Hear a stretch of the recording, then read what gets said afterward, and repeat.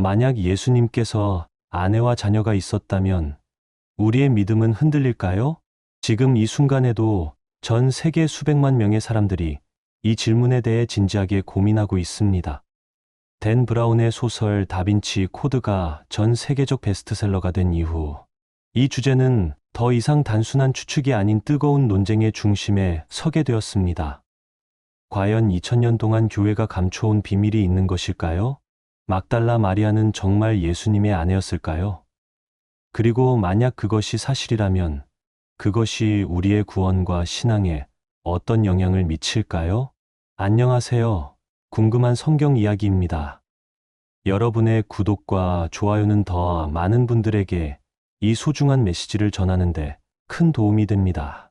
오늘 다룰 주제는 많은 분들이 궁금해하면서도 섣불리 입에 올리기 어려워하는 내용입니다. 하지만 진리는 어둠 속에 숨겨져 있을 때보다 빛 가운데서 드러날 때 더욱 찬란하게 빛납니다. 혹시 여러분은 이런 이야기를 들어본 적이 있으신가요? 예수님과 막달라 마리아가 비밀리에 결혼했고 그들 사이에서 태어난 자녀들의 후손이 현재까지 이어져 내려오고 있다는 주장 말입니다. 이것이 단순한 소설 속 이야기라고 생각하시겠지만 놀랍게도 많은 사람들이 이를 역사적 사실로 받아들이고 있습니다. 심지어 일부 학자들도 이러한 가능성을 진지하게 논의하고 있는 것이 현실입니다. 이러한 주장의 뿌리를 찾아가면 3세기경에 우리는 이에 3 등장한 영지주의 문헌들과 마주하게 됩니다. 특히 빌립보금이라고 불리는 문서에는 예수님이 막달라 마리아를 다른 제자들보다 더 사랑했다는 내용이 등장합니다. 이 문서 63절에는 구세주의 동반자는 막달라 마리아이다. 그는 모든 제자들보다 그녀를 더 사랑했고 자주 그녀의 입술에 입맞춤했다라는 구절이 나옵니다. 그런데 여기서 우리가 놓치지 말아야 할 중요한 사실이 있습니다. 빌립보금은 정경으로 인정받은 성경이 아니라 이에 3세기의 영지주의자들이 작성한 것으로 추정되는 문서입니다.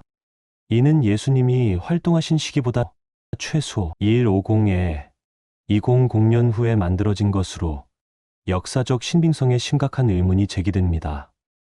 만약 예수님의 결혼이 실제 사실이었다면 왜 1세기의 정경 복음서들에는 전혀 언급되지 않았을까요? 더욱 흥미로운 점은 영지주의 문헌들의 성격입니다. 이들은 역사적 사실을 기록하기보다는 자신들의 철학적, 종교적 사상을 예수님의 이름을 빌려 표현한 것들입니다. 영지주의자들에게는 육체적 세계보다 영적 지식이 더 중요했기 때문에 그들이 말하는 결혼이나 사랑도 육체적 관계가 아닌 영적 결합을 상징하는 것으로 해석되는 경우가 많습니다. 그렇다면 정경 성경에서는 예수님의 결혼에 대해 어떻게 말하고 있을까요? 놀랍게도 신약 성경 어디에도 예수님의 결혼이나 아내에 대한 직접적인 언급은 전혀 나오지 않습니다. 이것은 매우 의미심장한 침묵입니다. 당시 유대 사회에서 결혼은 지극히 자연스럽고 당연한 일이었습니다. 오히려 독신으로 사는 것이 더 특별하고 주목받을 만한 일이었습니다. 복음서 기자들이 예수님의 탄생, 어린 시절, 세례, 사역, 십자가, 부활에 이르기까지 그분의 삶을 상세히 기록했으면서도 결혼에 대해서는 일절 언급하지 않은 것은 어떻게 이해해야 할까요? 만약 예수님이 정말로 결혼하셨다면 그것을 숨길 이유가 무엇이었을까요? 마태복음 19장에서 예수님은 결혼과 이혼에 대해 말씀하시면서 매우 의미 있는 발언을 하십니다. 3절부터 12절까지의 말씀을 보면 바리새인들이 이혼에 관해 질문하자 예수님은 하나님의 원래 창조 질서를 설명하시며 사람이 하나님께서 짝지어 주신 것을 나누지 못할지니라 고 말씀하십니다. 그런데 제자들이 만일 사람이 아내에게 이같이 할진대 장가들지 않는 것이 좋겠나이다 라고 하자 예수님은 놀라운 대답을 하십니다. 예수께서 이르시되 사람마다 이 말을 받지 못하고 오직 타고난 자라야 할지니라. 어머니의 태로부터 된 고자도 있고 사람이 만든 고자도 있고 천국을 위하여 스스로 고자된 자도 있나니 이 말을 받을 만한 자는 받을지어다. 여기서 예수님은 천국을 위하여 스스로 고자된 자에 대해 말씀하고 계십니다. 이는 분명히 자신의 삶의 방식을 암시하는 말씀으로 해석됩니다. 예수님께서는 하나님 나라의 사명을 위해 결혼하지 않기로 선택하셨다는 것입니다. 또한 예수님이 십자가에 달리실 때의 모습을 보면 더욱 명확해집니다. 요한복음 19장 26장부터 27절에서 예수님은 자신의 어머니 마리아를 제자 요한에게 맡기십니다. 예수께서 자기의 어머니와 사랑하는 제자가 곁에 서 있는 것을 보시고 자기 어머니께 말씀하시되 여자여 보소서 아들이니이다 하시고 또 그 제자에게 이르시되 보라 내 어머니라 하시니 만약 예수님에게 아내와 자녀가 있었다면 죽음을 앞둔 상황에서 어머니보다 먼저 그들을 돌보는 것이 당연하지 않았을까요? 하지만 예수님은 오직 어머니 마리아의 장래만을 걱정하고 계십니다. 이는 예수님께 다른 가족이 없었음을 강력하게 시사합니다. 막달라 마리아에 대한 성경의 기록들을 자세히 살펴보는 것도 중요합니다. 누가복음 8장 1절부터 3절에서는 이후에 예수께서 각 성과 마을에 두루 다니시며 하나님의 나라를 반포하시며 그 복음을 전하실새 12 제자가 함께하였고 또한 악귀를 쫓아내심과 병 고침을 받은 몇 명의 여자가 함께하니 7 귀신이 나간 자 막달라인이라 하는 마리아와 헤롯의 청지기 구사의 아내 요한나와 수산나와 다른 여러 여자가 함께하여 자기들의 소유로 그들을 섬기더라고 기록되어 있습니다. 여기서 막달라 마리아는 분명히 예수님을 따르는 중요한 제자 중 한 명으로 소개됩니다. 하지만 아내로서가 아니라 7 귀신이 나간 자로, 즉 예수님께 고침을 받은 여성 제자로 기록되어 있습니다. 만약 그녀가 예수님의 아내였다면 이런 식으로 소개되는 것이 자연스러울까요? 부활 사건에서 막달라 마리아의 역할도 매우 중요합니다. 요한복음 20장에서 그녀는 부활하신 예수님을 가장 먼저 만나는 영광을 누립니다. 하지만 이 장면에서도 둘 사이의 관계는 스승과 제자, 주님과 신도의 관계로 묘사됩니다. 17절에서 예수님은 내게 손대지 말라. 내가 아직 아버지께로 올라가지 아니하였노라. 너는 내 형제들에게 가서 이르되 내가 내 아버지 곧 너희 아버지, 내 하나님 곧 너희 하나님께로 올라간다 하라고 말씀하십니다. 여기서 예수님이 막달라 마리아를 내 형제들에게 보내신다는 표현이 나옵니다. 만약 그녀가 아내였다면 다른 제자들과 동등하게 형제들이라고 부르시는 것이 적절할까요? 오히려 이 장면은 막달라 마리아가 다른 제자들과 마찬가지로 예수님의 소중한 제자였지만 특별한 부부관계는 아니었음을 보여줍니다. 그렇다면 왜 이런 음모론이 생겨나게 된 것일까요? 그 이유를 이해하기 위해서는 인간의 심리와 현대 사회의 특성을 살펴봐야 합니다. 먼저 인간은 본능적으로 평범한 진실보다는 숨겨진 비밀에 더 큰 흥미를 느낍니다. 교회가 숨겨온 진실이라는 프레임은 그 자체로 강력한 호기심을 불러일으킵니다. 또한 현대인들의 권위에 대한 불신도 한몫을 합니다. 전통적인 종교 기관에 대한 의심이 클수록 그들이 무언가를 감추고 있을 것이라는 추측이 더욱 설득력 있게 들립니다. 특히 교회사에서 실제로 일어난 여러 문제들과 스캔들들이 이러한 의심을 더욱 증폭시키는 역할을 하고 있습니다. 더 깊은 차원에서는 예수님의 인성에 대한 갈증이 있습니다. 많은 사람들이 신적인 예수님보다는 인간적인 예수님을 더 친근하게 느끼고 싶어 합니다. 결혼하고 가정을 이루는 것은 가장 인간적인 경험 중 하나이기 때문에 예수님도 이런 경험을 했을 것이라는 추정이 더 매력적으로 느껴지는 것입니다. 하지만 여기서 우리가 놓치지 말아야 할 점이 있습니다. 예수님의 독신이 그분의 인간성을 부정하는 것은 아니라는 사실입니다. 오히려 예수님은 완전한 인간이셨기에 인간의 모든 감정과 욕구를 경험하셨습니다. 히브리서 4장 15절에서는 우리에게 있는 대제사장은 우리의 연약함을 동정하지 못하실 이가 아니요 모든 일에 우리와 같이 시험을 받은 이로 될 죄는 없으시니라 고 말씀하고 있습니다. 예수님께서 결혼하지 않으신 것은 인간적 감정이 없으셔서가 아니라 더 큰 사명을 위해 자신의 개인적 욕구를 희생하셨기 때문입니다. 이것은 오히려 그분의 숭고한 사랑과 희생을 보여주는 증거입니다. 고린도전서 7장 7절부터 8절에서 사도 바울은 나는 모든 사람이 나와 같기를 원하노라 그러나 각각 하나님께 받은 자기의 은사가 있으니 하나는 이러하고 하나는 저러하니라. 혼인하지 아니한 자들과 과부들에게 이르노니 나와 같이 그냥 지내는 것이 좋으니라 고 말씀했습니다. 여기서 바울이 나와 같이라고 말한 것은 자신도 독신으로 지냈음을 의미합니다. 그리고 이것을 하나님께서 주신 특별한 은사로 여겼습니다. 예수님의 독신도 이와 같은 맥락에서 이해할 수 있습니다. 하나님 나라를 위한 특별한 부르심과 은사였던 것입니다. 또한 우리는 예수님의 사명의 특수성을 고려해야 합니다. 예수님은 단순히 위대한 선생이나 선지자가 아니라 인류의 구원을 위해 십자가에서 죽으셔야 할 어린 양이셨습니다. 요한복음 12장 24절에서 예수님은 내가 진실로 진실로 너희에게 이르노니 한 알의 밀이 땅에 떨어져 죽지 아니하면 한 알 그대로 있고 죽으면 많은 열매를 맺느니라 고 말씀하셨습니다. 만약 예수님께 아내와 자녀가 있었다면 십자가의 길을 걸어가시는 것이 얼마나 더 고통스러웠을까요? 사랑하는 가족을 두고 죽음으로 향하는 것은 상상할 수 없는 아픔이었을 것입니다. 예수님께서 독신으로 사신 것은 어쩌면 우리를 향한 완전한 사랑의 표현이었을지도 모릅니다. 그런데 이런 음모론들이 우리에게 던지는 더 깊은 질문이 있습니다. 만약 정말로 예수님께서 결혼하셨다면 그것이 우리의 구원에 어떤 영향을 미칠까요? 놀랍게도 대답은 전혀 영향을 미치지 않는다입니다. 왜냐하면 우리의 구원은 예수님의 결혼 여부에 달려 있는 것이 아니라 그분의 완전한 순종과 십자가의 죽음, 그리고 부활에 달려 있기 때문입니다. 로마서 4장 3절부터 4절에서 사도 바울은 우리가 아직 죄인 되었을 때에 그리스도께서 우리를 위하여 죽으심으로 하나님께서 우리에게 대한 자기의 사랑을 확증하셨느니라. 그러면 이제 우리가 그의 피로 말미암아 의롭다 하심을 받았으니 더욱 그로 말미암아 진노하심에서 구원을 받을 것이니라 고 선언합니다.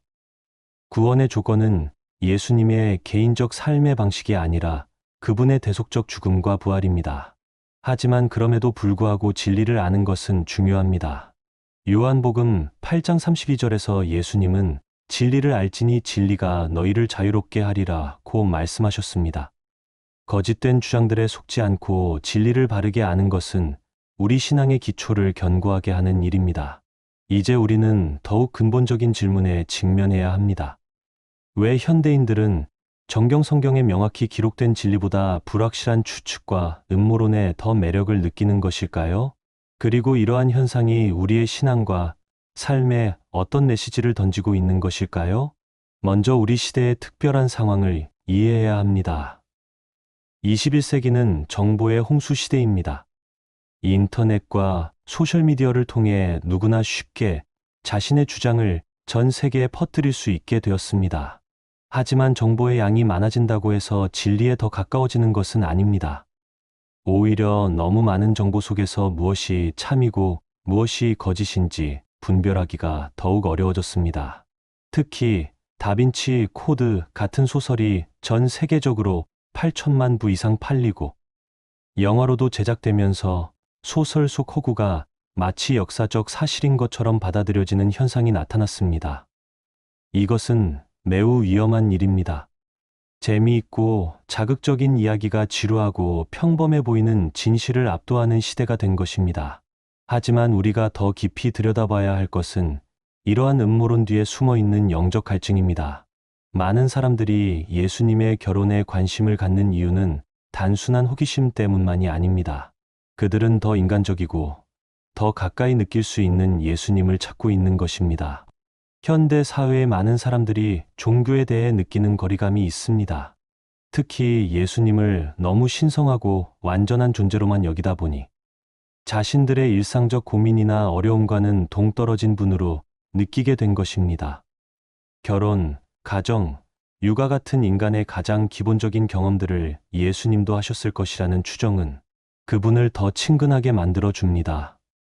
이러한 갈증 자체는 잘못된 것이 아닙니다. 오히려 예수님을 더 가까이 느끼고 싶어 하는 마음은 건강한 신앙의 출발점입니다. 문제는 그 갈증을 해소하는 방법에 있습니다. 성경에 기록되지 않은 추측을 통해서가 아니라 성경이 증거하는 예수님의 참모습을 통해 그 갈증을 해소해야 하는 것입니다. 성경이 보여주는 예수님은 결코 인간의 감정과 동떨어진 차가운 신이 아닙니다. 요한복음 11장에서 나사로의 죽음 앞에서 우시는 예수님, 마태복음 23장에서 예루살렘을 위해 탄식하시는 예수님, 마가복음 14장에서 겟세마네 동산에서 내 마음이 심히 고민하여 죽을 지경이라고 토로하시는 예수님을 보십시오. 이분은 인간의 모든 감정을 경험하신 완전한 인간이셨습니다. 예수님이 독신으로 사셨다고 해서 사랑을 모르셨던 것도 아닙니다. 오히려 예수님은 인류 역사상 가장 큰 사랑을 보여주신 분입니다. 요한복음 15장 13절에서 사람이 친구를 위하여 자기 목숨을 버리면 이보다 더 큰 사랑이 없나니라고 말씀하신 그 사랑을 실제로 십자가에서 보여주셨습니다. 여기서 우리가 이해해야 할 중요한 진리가 있습니다. 예수님의 독신은 결핍이 아니라 선택이었다는 것입니다. 그분은 한 여성을 사랑하는 대신 온 인류를 사랑하기로 선택하셨습니다. 자신의 가정을 이루는 대신 하나님의 가족을 이루기로 선택하셨습니다. 이것은 포기가 아니라 더 큰 사랑의 표현이었습니다. 마태복음 12장 46절부터 50절에서 예수님은 놀라운 선언을 하십니다. 예수께서 말씀하시는 동안에 그의 어머니와 동생들이 밖에 서서 말하려고 하니 한 사람이 예수께 여짜오되 보소서 당신의 어머니와 동생들이 밖에 서서 당신께 말하려 하나이다 하니 말하는 자에게 대답하여 이르시되 누가 내 어머니며 내 동생들이냐 하시고 손을 내밀어 제자들을 가리켜 이르시되 나의 어머니와 나의 동생들을 보라 누구든지 하늘에 계신 내 아버지의 뜻대로 하는 자가 내 형제여 자매여 어머니이니라. 이 말씀은 예수님께서 혈연관계를 넘어선 더 큰 가족관계를 추구하셨음을 보여줍니다. 하나님의 뜻을 행하는 모든 사람이 그분의 가족이 된 것입니다. 만약 예수님이 일반적인 의미의 가정을 이루셨다면 이런 포괄적인 사랑을 보여주기 어려웠을 것입니다. 또한 예수님의 사역의 성격을 고려해야 합니다. 마가복음 1장 38절에서 예수님은 다른 가까운 마을들로 가자. 거기서도 전도하리니 내가 이를 위하여 왔노라 고 말씀하셨습니다. 예수님의 삶은 끊임없는 이동과 사역으로 이루어져 있었습니다. 한 곳에 정착해서 가정을 이루기에는 적합하지 않은 삶이었던 것입니다. 더욱이 예수님은 자신을 따르는 제자들에게도 비슷한 헌신을 요구하셨습니다. 누가복음 9장 57절부터 62절에서 예수님을 따르려는 사람들에게 여우도 굴이 있고 공중에 새도 집이 있으되 인자는 머리 둘 곳이 없다고 말씀하시며 아무든지 손에 쟁기를 잡고 뒤를 돌아보는 자는 하나님의 나라에 합당하지 아니하니라고 하셨습니다. 이것은 결혼이나 가정이 나쁘다는 뜻이 아닙니다. 오히려 하나님 나라의 사명이 얼마나 중요하고 절대적인지를 보여주는 말씀입니다. 예수님께서는 이 사명을 위해 개인적인 행복과 안정을 포기하셨고 제자들에게도 같은 각오를 요구하신 것입니다. 사도 바울도 이와 비슷한 선택을 했습니다. 고린도전서 7장 7절부터 8절에서 바울은 나는 모든 사람이 나와 같기를 원하노라. 그러나 각각 하나님께 받은 자기의 은사가 있으니 하나는 이러하고 하나는 저러하니라. 혼인하지 아니한 자들과 과부들에게 이르노니 나와 같이 그냥 지내는 것이 좋으니라 고 말했습니다. 바울에게 독신은 하나님께서 주신 특별한 은사였으며 복음 전파를 위한 효과적인 선택이었습니다. 그렇다면 이제 우리는 더 깊은 질문을 던져야 합니다. 왜 사탄은 예수님의 결혼 여부 같은 것에 사람들의 관심을 집중시키려 할까요? 그 이유는 이것이 복음의 핵심에서 시선을 돌리는 효과적인 방법이기 때문입니다. 예수님께서 결혼하셨는지 아니면 독신으로 사셨는지는 구원과 직접적인 관련이 없습니다. 정말 중요한 것은 예수님이 우리의 죄를 위해 십자가에서 죽으시고 부활하셨다는 사실입니다. 하지만 사람들이 이런 부차적인 문제에 빠져 있으면 정작 중요한 복음의 메시지는 놓치게 됩니다. 고린도전서 2장 22절부터 25절에서 사도 바울은 유대인은 표적을 구하고 헬라인은 지혜를 찾으나 우리는 십자가에 못 박힌 그리스도를 전하니 유대인에게는 거리끼는 것이요 이방인에게는 미련한 것이로되 오직 부르심을 받은 자들에게는 유대인이나 헬라인이나 그리스도는 하나님의 능력이요 하나님의 지혜니라. 하나님의 어리석음이 사람보다 지혜롭고 하나님의 약하심이 사람보다 강하니라 고 선언했습니다. 십자가의 복음은 인간의 호기심을 만족시키는 흥미로운 이야기가 아닙니다. 오히려 인간의 자존심을 상하게 하고 회개를 요구하는 불편한 진리입니다. 사람들이 예수님의 결혼 같은 주제에 더 관심을 갖는 것은 이 불편한 진리를 피하고 싶은 마음의 표현일 수도 있습니다. 또한 현대인들의 개인주의적 성향도 한 몫을 합니다. 많은 사람들이 종교에서도 개인적 성취와 행복을 추구하려고 합니다. 예수님이 결혼해서 행복한 가정을 이루셨다는 이야기는 이런 욕구에 더 부합합니다. 반면 십자가에서 죽으시고 부활하신 예수님의 이야기는 자기 부인과 희생을 요구하기 때문에 받아들이기 어려워합니다. 하지만 진정한 기독교는 개인의 행복 추구가 아니라 하나님의 영광과 이웃 사랑을 위한 헌신입니다. 마태복음 16장 24절에서 예수님은 누구든지 나를 따라오려거든 자기를 부인하고 자기 십자가를 지고 나를 따를 것이니라 고 말씀하셨습니다. 이것은 쉽고 편안한 길이 아닙니다. 하지만 이 길만이 참된 생명과 기쁨으로 인도하는 길입니다. 이제 우리는 실제적인 적용을 생각해 봐야 합니다. 예수님의 결혼에 관한 음모론이 우리에게 던지는 진정한 메시지는 무엇일까요? 첫 번째는 진리 분별의 중요성입니다. 디모데후서 2장 15절에서 바울은 너는 진리의 말씀을 옳게 분별하며 부끄러울 것이 없는 일꾼으로 인정된 자로 자신을 하나님 앞에 드리기를 힘쓰라 고 권면했습니다. 우리는 모든 주장을 성경의 기준으로 검증하는 습관을 길러야 합니다. 사도행전 17장 11절에서 베레아 사람들이 칭찬받은 이유는 말씀을 간절한 마음으로 받고 이것이 그러한가 하여 날마다 성경을 상고했기 때문입니다. 우리도 어떤 새로운 주장을 들을 때마다 성경으로 돌아가서 확인하는 자세를 가져야 합니다. 두 번째는 예수님의 참모습을 바르게 아는 것입니다. 예수님을 더 인간적으로 느끼고 싶다면 억지로 결혼 이야기를 만들어낼 필요가 없습니다. 성경에 기록된 예수님의 모습만으로도 충분히 인간적이고 감동적입니다. 요한복음 11장 35절에 예수께서 눈물을 흘리시더라는 짧은 구절 속에 얼마나 깊은 인간적 감정이 담겨 있는지 생각해 보십시오.